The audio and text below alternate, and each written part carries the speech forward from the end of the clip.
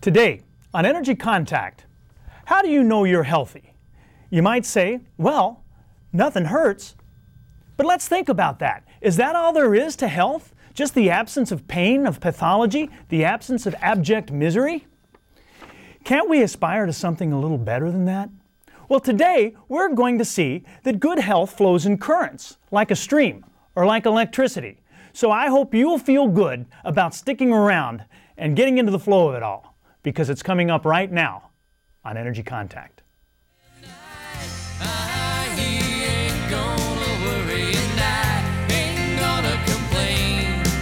I'm gonna drive away all these doubts I've been keeping and now keep my mind on better things.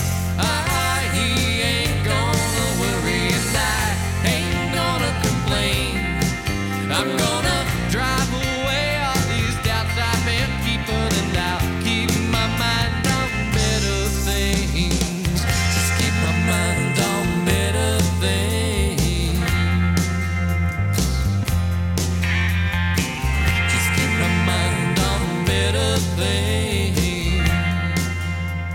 Hello, and welcome to Energy Contact. My name is Joseph Willenbrink. Thank you for joining me today, and thank you to the production staff here in the studio for helping me get my message out to you. Energy Contact is a series I'm presenting to you as a public service. It's about attaining perfect health, growth, self-improvement, happiness, and realizing your full potential. It's designed to present you a new way of seeing yourself and a new way of seeing the world around you. We're talking about things that have to do with making an energetic contact with yourself internally and with your environment. There's no difference between the body, the mind, the spirit, the emotion, the intellect, the ego. There's no difference between mass and energy.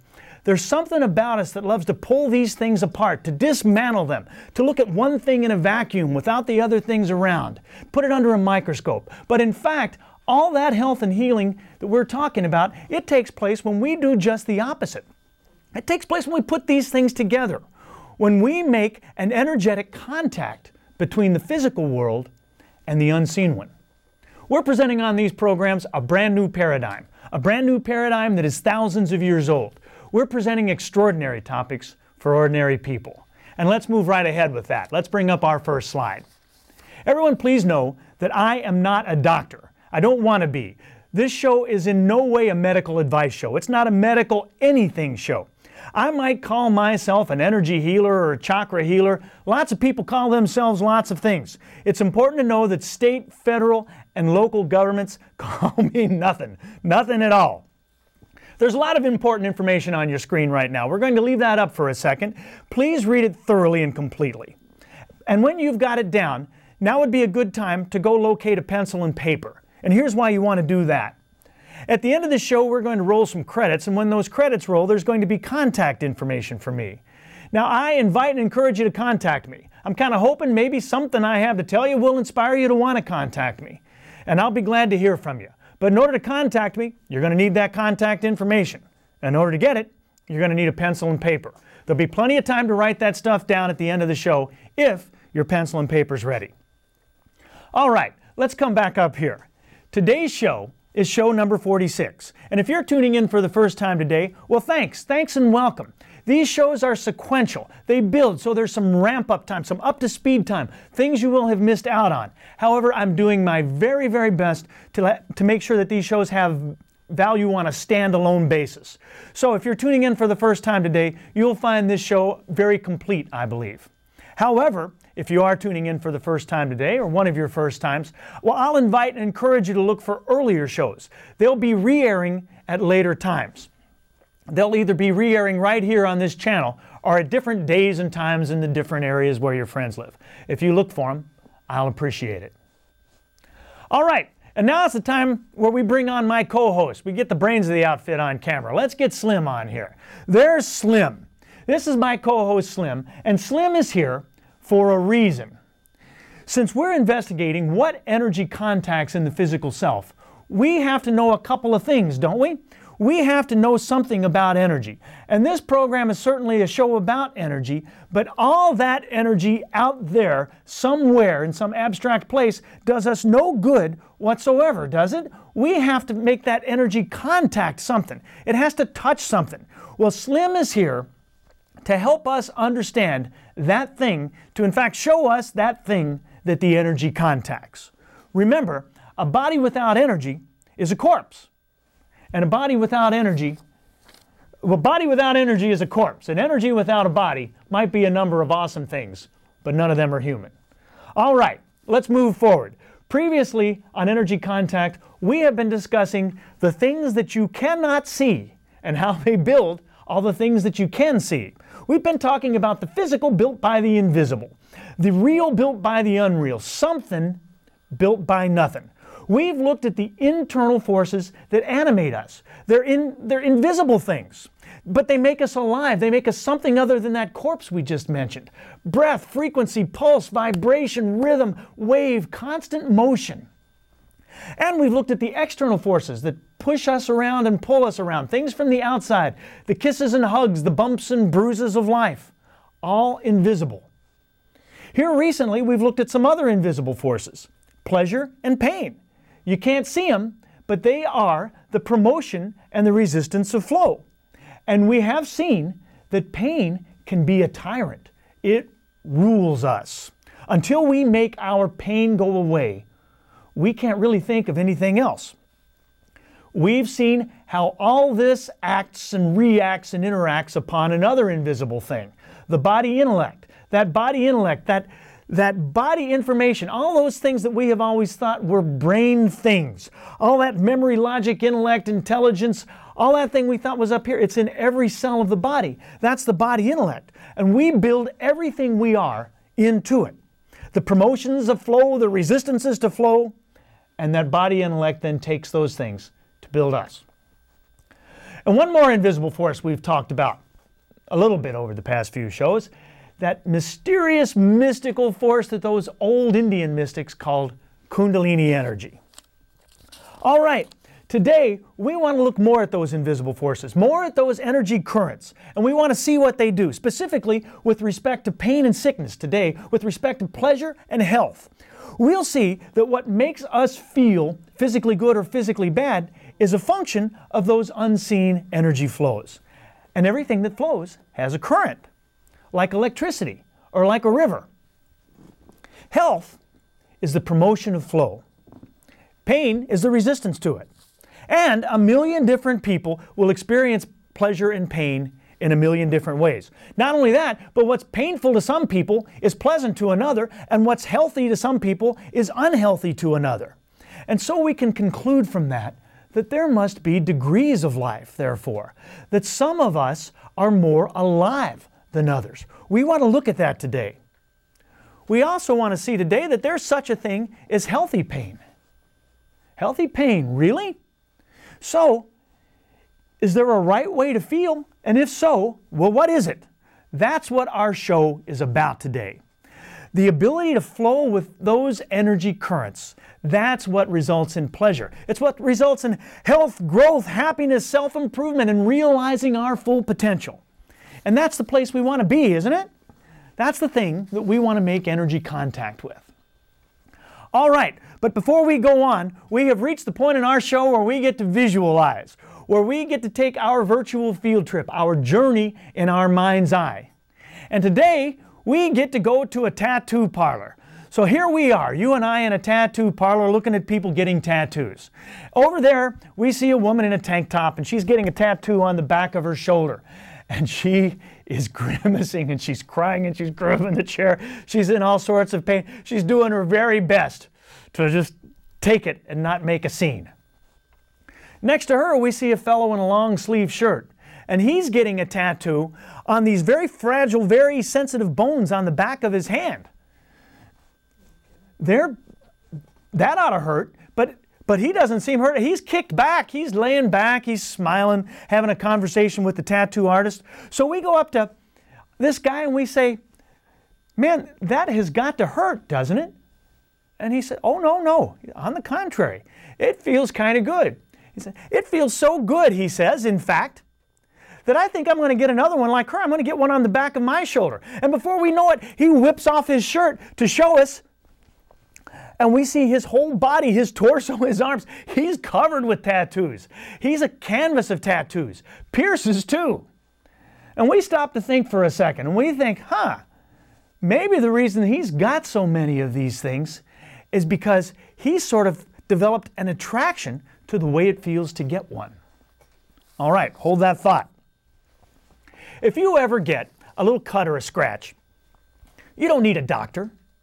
We're made to heal ourselves for the most part, and all of our little bumps and bruises and cuts, they heal seemingly by themselves. We're not made to not get bumped. We're made to get bumped, in fact, and to bounce back, to be resilient. We're all made to do that. Yet we know intuitively that some people just do it better than others. 1 million different people heal themselves in 1 million different ways. During cold season, you'll see that a bunch of people will get the same cold, but they'll have different reactions. One person will get stuffy, he'll get stopped up and clogged sinuses and stuff. Another person will get runny and sniffly, just the opposite. And on it goes. One person will get lung congestion, one person will get body aches. It's the same cold, but we all get it in different ways. One person will be in bed and out of commission for 3 weeks. And another person will be out and about the whole time, slow down a little bit, maybe for a day or two, and then he's back at it at full speed. Furthermore, you know one person who catches 4 colds every year, and another person who seems like he catches 1 cold every 4 years. What's up with that? Why can't doctors figure it out? And why can't they just heal it? Heal it in all of us. Well, it shows us that some people are just more alive than other people. We can just look at a healthy person and a sick person side by side, and we can tell that that healthy person has got more of something. Even when we're sick and healthy, we can feel when we're healthy, we've got more of something that when we get sicker, we lose it. With some people, that's a more permanent situation. Well, what is that thing? Today, we're going to look at that. We're looking at that as an explanation of the promotions and resistances to flow. We're not talking about life-threatening diseases or gory traumas or terrible pathologies or things like that. If you or someone you know is beset with a very serious pathology, well, please understand that I'm not trying to trivialize that in any way. One of the problems that a lot of New Agey folks have, a lot of New Agey types have, is that they do tend to trivialize the serious things. They'll tend to make you feel like all you got to do is think happy thoughts and everything will go away. Or that if you are sick or if you are in pain, that you're doing something wrong. Please do not take that from today's show. That's not what we're doing at all today. We're just taking a few simple examples to make a few simple points. So let's move ahead with that right away. And let's look at what is pain. What is pain and what is health? Well, pain is sickness, for sure it is. But even more basically, pain is resistance to flow. It's swimming against that current of energy flow. When you feel bad, you can rest assured that it's due to something that you're not flowing with. Let's bring up a slide and we'll look at a little bit of pleasure and pain. We can experience this resistance to flows in a lot of different manifestations. Pain is imbalance, so health is balance. Pain is compression, and so health is length. Pain is separation, and so health is unity. All of these things are core things. All of those things that you see on your screen now, all core things. And we see them and experience them at our core. We've talked a lot about our core on previous episodes of Energy Contact. All right, let's come back up here. Physical pain is physical resistance to flow. Emotional pain is emotional resistance to flow. No surprise there, but in a world where there's no difference between the body, the mind, the spirit, the emotion, the intellect, the ego, everything, well, physical pain is emotional resistance to flow. Spiritual pain is intellectual resistance to flow. However you want to slice it, they're all the same. Still, it's the body that we can see, that we can feel, that we can touch. That's the thing that the energy contacts, isn't it? And so all of our resistances eventually become manifest in that physical body. And they often, when they do so, will result in sickness. We'll come back to that. Remember, what hurts one person feels pretty good to another person. just like our friend at the tattoo parlor showed us. Okay, pain is also compression and separation, the pushing together of things that would rather be apart and the pulling apart of things that would rather be together. Let's think of that. Let's think of it in emotional context. Let's say you've got a friend who is away from a loved one, and she's got a broken heart. And that is painful. It hurts, doesn't it? We all know that pain at some level. What is it that breaks that heart? Well, whatever it is, whatever that breaking force is, it's invisible. We know that much. Conversely, let's say you see an old friend one day at a distance and you run up and tap him on the back of the shoulder and say, "Hey pal, how you doing?" And he snaps at you, unprovoked, out of the blue. He's rude, he yells at you. Well, then let's say later he finds you, catches up with you to apologize. And he says, "Look, I'm so sorry, please forgive me. I'm sorry I was so rude. It's just that I've been under so much pressure." We all know that pain too, don't we? We know the pain of being under too much pressure. Hopefully we handle it a little better than that guy, but we know it.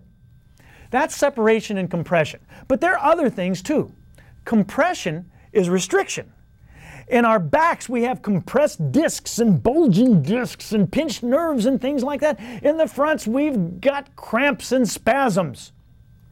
Compression is your boundaries. Everyone is so big on their boundaries these days, but 99% of the boundaries of 99% of people are all just ways of holding in their angers and fears and resentments. And they put it under pressure and they bottle it up, and it's bound to explode one day. That's pathological. Separation, on the other hand, it's things like sprains and strains, it's muscle tears, dislocated shoulders, broken bones, things like that. We all experience all of these things. We experience compressions and separations. We've seen that we experience them physically and emotionally. Like our friend with the broken heart, like our friend under pressure. Either way you look at it, compacting is compacting, and tearing apart is tearing apart at whatever level we experience it. There's just no difference. And if we experience it too intensely, for too long a time, for greater than our ability to metabolize it, to flow with it, we get sick and we hurt. Compression and separation are just both examples of trying to swim against the current of energy flow. Like fighting gravity, we can do it if we want, but we'll lose. Guaranteed. So why don't we learn to roll with the flow? And for that matter, so what? Well, we're starting to understand our bodies as energy processors, as machines that process energy, so that we can begin to integrate, so that we can truly understand what that thing is that the energy contacts. Remember, we are about to be talking about mystical things, auras and chakras and kundalini energy, all that sensational sounding stuff, provocative stuff that people like to talk about. But all that mysticism is not worth a hoot if you are in pain, if your back hurts, or if you're sad, or angry, or lonely, or depressed. Remember our friends from a couple of shows back? We saw a rigid person, a deflated person, a depressed person, an angry person, an anxious person, a happy person. Remember those folks? They are all built out of identical things, aren't they? We saw that. But they're all swimming with or against that current of energy in different ways. And it's all yielding very quite physical results. What makes the physical difference is energetic things. The physical things, they're all the same. Let's complicate things now a little further. We'll throw one other thing into the equation here. Not everything that hurts us is bad for us, and not everything that is pleasurable for us feels good for us. There are good reasons for pain. The pain reflex has been placed into us for good reason, and we want to look at that a little bit. Let's go back to our story of people catching colds. An occasional cold is an example of a healthy sickness. Actually, it strengthens our immune system. It makes us stronger. At least it does, as long as it comes and goes. Imagine that you went to a gym trainer or an exercise class, and imagine that the whole class you just sat around. Well, you know what you do? You gas for your money back. The reason that you go to things like that at one level is to experience pain, is to push yourself to the point past comfort. So it is with our aches and pains. They're naturally there to serve some sort of purpose, and then to go away. We're not made to not hurt. We're made to be resilient, to bounce back. So why does pain and sickness become chronic? Why does it linger? Well, hang on to that thought for a second. Hold on to it, because we'll come back to that. Let's come back to healthy pain. Pain can be healthy, and pleasure can be healthy too. But you know what never is? Being numb. Being numb is hardly ever healthy. But wait, that's what we go to the doctor to get pills for. We take pills to stop ourselves from feeling at all levels, physically, mentally, emotionally, spiritually, otherwise. We decide to stop feeling rather than to understand what we feel or why we feel it. The purpose of a healthy life is to live to a ripe old age in complete perfect health every day of our life, and then one day just to drop dead. Most of us don't do that, do we? Most of us let our lives drip away a little bit more, have a little bit less of it each day, year after year, and we die a little more each day, and we call it getting older.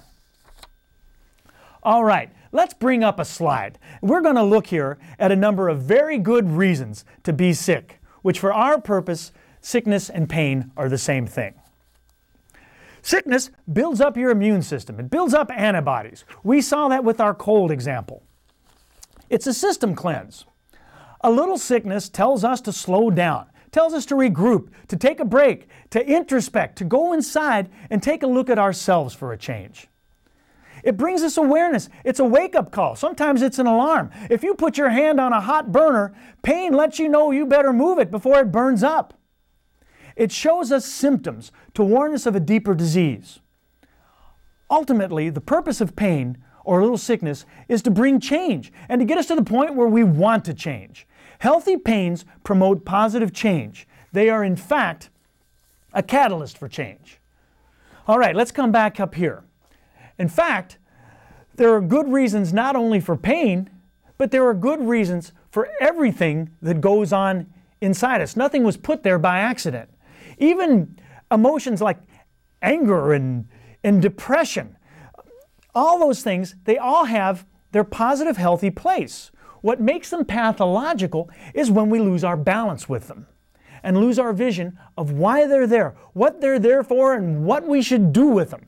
And so we push and fight against the current of energy flow instead. That's not a good thing, is it? Okay, so we saw some good reasons for pain. But most of the time, these reasons are in fact not the reasons we find ourselves sick. They're not the reasons at all we find ourselves in pain. So many times, sickness and pain serves other things. It's oftentimes a manipulation of sorts. If I moan and cry, people will be nice to me that wouldn't be nice otherwise. So I have a reason to be pain. I have a reason to be sick or fragile or frail or whatever. That's what's called a secondary benefit. An excuse to get attention, an excuse to underachieve. We also often get sick because we are hanging on to old things. We're hanging on to old angers, resentments, hatreds, fear. We say things like, I'll never forgive that person. He doesn't deserve forgiveness. Yeah, well, maybe he doesn't. But now you're only hurting yourself. This is why great saints tell you things like turn the other cheek and stuff like that. They don't care about that other person to whom your cheek is turned. They want you to get rid of all that old stuff because they know if you don't, it'll make you sick and angry and miserable. It will physically twist you up. It will cripple you. And then it'll kill you. There's plenty of other reasons that we get sick too, common reasons. Let's bring up our next slide, and we'll see a few of them. We'll see those first couple reasons we've talked about up there. But we get sick for a lot of reasons. These are just a couple of them. We get sick because we need a way to identify ourselves with something. You ever been at a party or something and somebody comes and it's not 2 minutes before they say, I'm a this victim or I'm a this sufferer, something like that. It's a name badge. We get sick because it's an attraction we have to drama. That's pathological in its own right. And so we get sick to prevent awareness, to hide things from ourselves. we can't detect the subtle while we're under the influence of the gross. And we get sick to prevent change. We just saw that one good reason for pain is to bring change. And yet so many of us create pain precisely in order to do just the opposite, to prevent it. All right, let's come back here. We build ourselves physically out of these unseen blocks, those internal and external forces that we love to talk about so much on Energy Contact.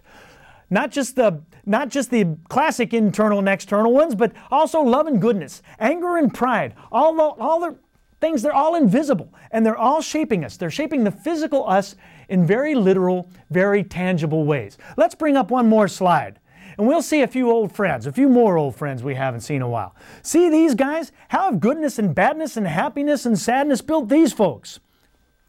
We're all built out of the same stuff, but like these guys, we're all built different, and we all feel different too.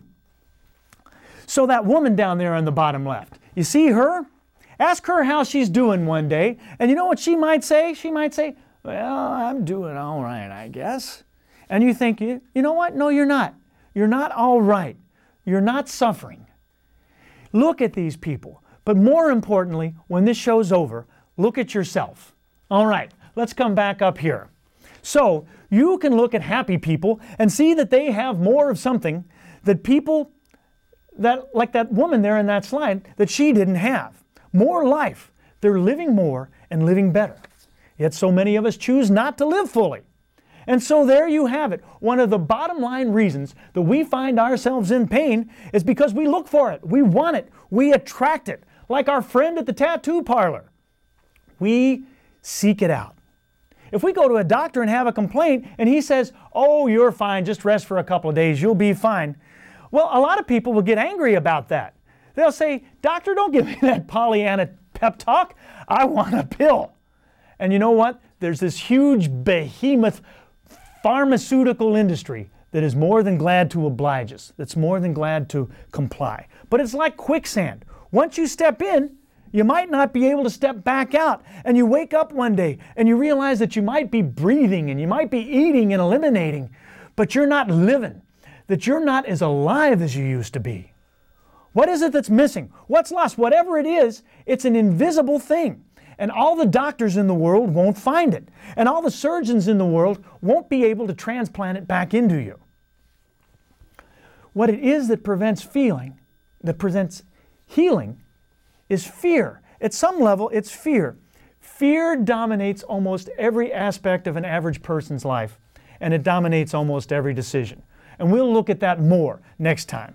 Right now, you and I are becoming aware, and we're getting out of the trap so we can make ourselves feel good. I wish you peace and positive energy and a healthy life in Energy Contact.